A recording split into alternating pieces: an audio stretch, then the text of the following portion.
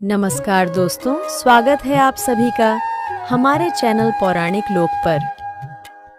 राधे राधे। हरे कृष्णा। प्रिय मित्रों, आप सभी को पुण्य फलदायिनी पाप मोचनी एकादशी की हार्दिक शुभकामनाएं। चैत्र मास के कृष्ण पक्ष में आने वाली एकादशी को पाप मोचनी एकादशी के नाम से जाना जाता है। पाप मोचनी शब्द पाप और मोचनी दो शब्दों से मिलकर बना है। पाप का अर्थ है पाप या दुष्कर्म और मोचनी का अर्थ है पाप कर्म से बचाने वाला। अपने जीवन में हर मनुष्य जाने अनजाने में ही सही पर छोटे बड़े पाप जरूर करता है, जिसका प्रायश्चित व्यक्ति को समय रहते ही कर लेना चाहिए, नहीं तो नरक की यातना भुगतनी पड़ती है। मनुष्य के इन्हीं पापों का क्षण भर में ही नाश करने वाली एकादशी है पाप मोचनी एकादशी। तो चलिए मित्रों, प्रभु श्री लक्ष्मी नारायण जी के चरण कमलों का ध्यान करते हुए सुनते हैं पाप मोचनी एकादशी के व्रत की पावन कथा। एक समय की बात है, धर्मराज युधिष्ठिर बोले, हे जनार्दन, हे मुरलीधर, चैत्र मास के कृष्ण पक्ष की एकादशी का क्या नाम है तथा उसका विधान क्या है? कृपा करके आप मुझे बताइए। भगवान श्री कृष्ण बोले, हे राजन, चैत्र मास के कृष्ण पक्ष की एकादशी का नाम पापमोचनी एकादशी है। इस एकादशी के महात्म्य और कथा के श्रवण से जातक के समस्त पाप नाश हो जाते हैं। एकादशी के व्रत में मुख्य रूप से भगवान विष्णु यानी कि मेरी पूजा की जाती है। मान्यता है कि जो व्यक्ति व्रत एकादशी के दिन व्रत रखकर धूप दीप नैवेद्य आदि से मेरी पूजा अर्चना करता है, उसको सभी पापों से मुक्ति मिल जाती है।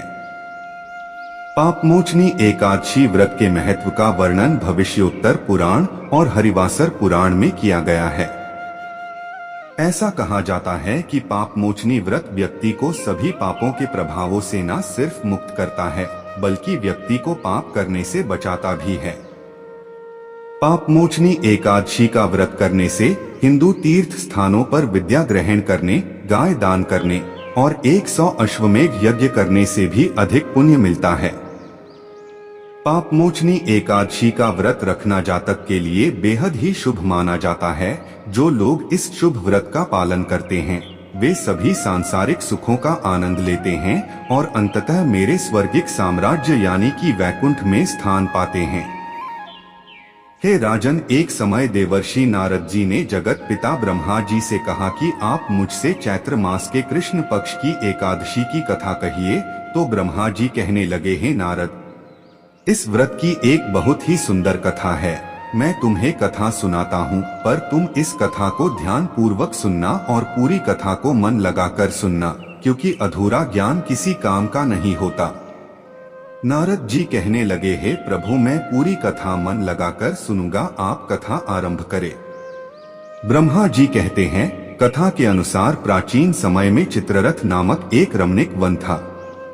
वहां सदैव वसंत का मौसम रहता था, अर्थात उस जगह सदा नाना प्रकार के पुष्प खिले रहते थे। कभी गंधर्व कन्याएं विहार किया करती थीं, कभी देवेंद्र अन्य देवताओं के साथ क्रीड़ा किया करते थे। उसी वन में मेधावी नाम के एक ऋषि भी तपस्या में लीन रहते थे।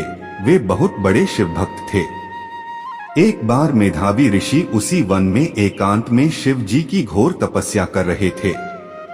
एक दिन मंजुघोषा नामक एक अप्सरा ने उनको मोहित कर उनकी निकटता का लाभ उठाने की चेष्टा की, इसलिए वह कुछ दूरी पर बैठ वीणा बजाकर मधुर स्वर में गाने लगी। उसी समय शिव भक्त महर्षि मेधावी को कामदेव भी जीतने का प्रयास करने लगे। कामदेव ने उस सुंदर अप्सरा के भ्रू का धनुष बनाया, कटाक्ष को उसकी प्रत्यंचा बनाई और उसके नेत्रों को मंजुघोषा अप्सरा का सेनापति बनाया। इस तरह कामदेव अपने शत्रु भक्त को जीतने को तैयार हो गए। उस समय महर्षि मेधावी भी युवावस्था में थे और काफी हृष्ट पुष्ट थे।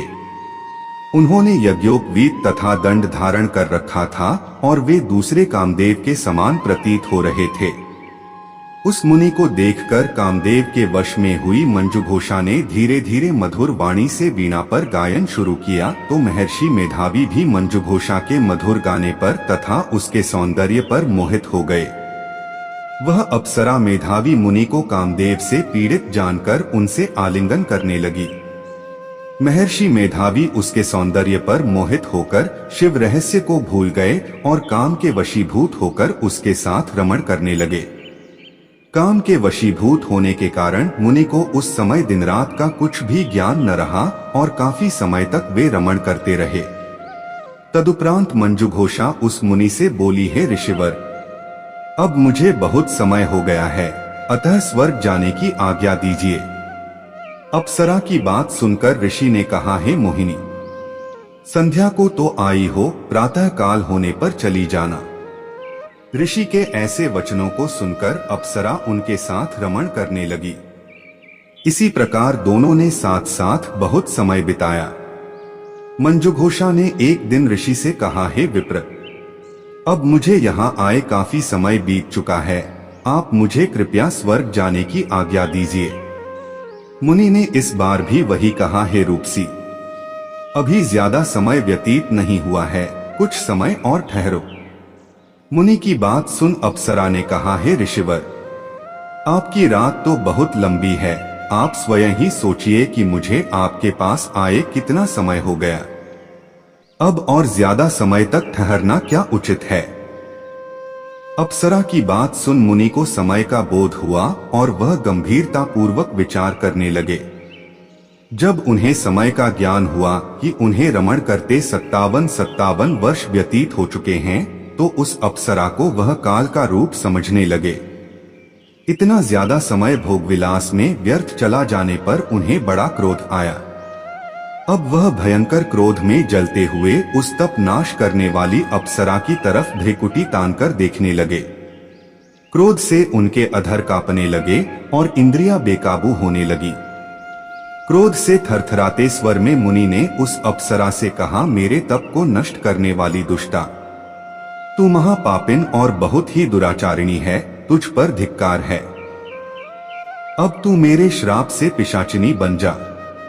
मुनि के क्रोधयुक्त श्राप से वह अप्सरा पिशाचिनी बन गई। यह देख वह व्यथित होकर बोली, हे ऋषिवर, अब मुझ पर क्रोध त्याग कर प्रसन्न होइए और कृपा करके बताइए कि इस शाप का निवारण किस प्रकार होगा। विद्वानों ने कहा है, साधुओं की संगत अच्छा फल देने वाली होती है और आपके साथ तो मेरे बहुत वर्ष व्यतीत हुए हैं, अतः अब आप मुझ पर प्रसन्न हो जाइए, अन्यथा लोग कहेंगे कि एक पुण्य आत्मा के साथ रहने पर मंजुघोषा को पिशाचिनी बनना पड़ा। मंजुघोषा की बात सुनकर मुनि को अपने क्रोध पर अत्यंत ग्लानि हुई, साथ ही अपनी अपकीर्ति का भय भी हुआ। अतः पिशाचिनी बनी मंजुघोषा से मुनि ने कहा, तूने मेरा बड़ा बुरा किया है, किंतु फिर भी मैं तुझे इस श्राप से मुक्ति का उपाय बतलाता हूँ। चैत्र मास के कृष्ण पक्ष की जो एकादशी है उसका नाम पापमोचिनी है। उस एकादशी का उपवास करने से तेरी पिशाचिनी की देह से मुक्ति हो जाएगी। ऐसा कहकर मुनि ने उसको व्रत का सब विधान समझा दिया और अपने पापों का प्रायश्चित करने के लिए वे अपने पिता च्यवन ऋषि के पास चले गए। च्यवन ऋषि ने अपने पुत्र मेधावी को देखकर कहा, हे पुत्र, ऐसा क्या किया है तूने कि तेरे सभी तप नष्ट हो गए हैं, जिससे तुम्हारा समस्त तेज मलिन हो गया है। मेधावी मुनि ने लज्जा से अपना सिर झुकाकर कहा, पिताश्री, मैंने एक अप्सरा से रमण करके बहुत बड़ा पाप किया है। इसी पाप के कारण संभवतः मेरा सारा तेज और मेरे तप नष्ट हो गए हैं। कृपा करके आप इस पाप से छूटने का उपाय बतलाइए। ऋषि ने कहा, हे पुत्र, तुम चैत्र माह के कृष्ण पक्ष की पापमोचिनी एकादशी का विधि तथा भक्तिपूर्वक उपवास करो, इससे तुम्हारे सभी पाप नष्ट हो जाएंगे। अपने पिता च्यवन ऋषि के वचनों को सुनकर मेधावी मुनि ने पापमोचिनी एकादशी का विधिपूर्वक व्रत किया। उसके प्रभाव से उनके सभी पाप नष्ट हो गए। मंजुघोषा अप्सरा भी पापमोचिनी एकादशी का उपवास करने से पिशाचिनी की देह से छूट गई और पुनः अपना सुंदर रूप धारण कर स्वर्गलोक चली गई। लोमश मुनि ने कहा, हे राजन, इस पापमोचिनी एकादशी के प्रभाव से समस्त पाप नष्ट हो जाते हैं। इस एकादशी की कथा के श्रवण व पठन से 1000 गोदान करने का फल प्राप्त होता है। इस उपवास के करने से ब्रह्मा हत्या करने वाले, स्वर्ण चुराने वाले, मद्यपान करने वाले, अगम्यागमन करने वाले आदि भयंकर पाप भी नष्ट हो जाते हैं और अंत में स्वर्गलोक की प्राप्ति होती है। अतः जो कोई मनुष्य विधिपूर्वक इस व्रत को करेगा, उसके सारों पापों की मुक्ति होना निश्चित है। और जो कोई इस व्रत के महात्म्य को पढ़ता और सुनता है, उसे सारे संकटों से मुक्ति मिल जाती है। तो बोलिए मित्रों, श्रीमन नारायण नारायण हरि हरि, श्रीमन नारायण नारायण हरि हरि।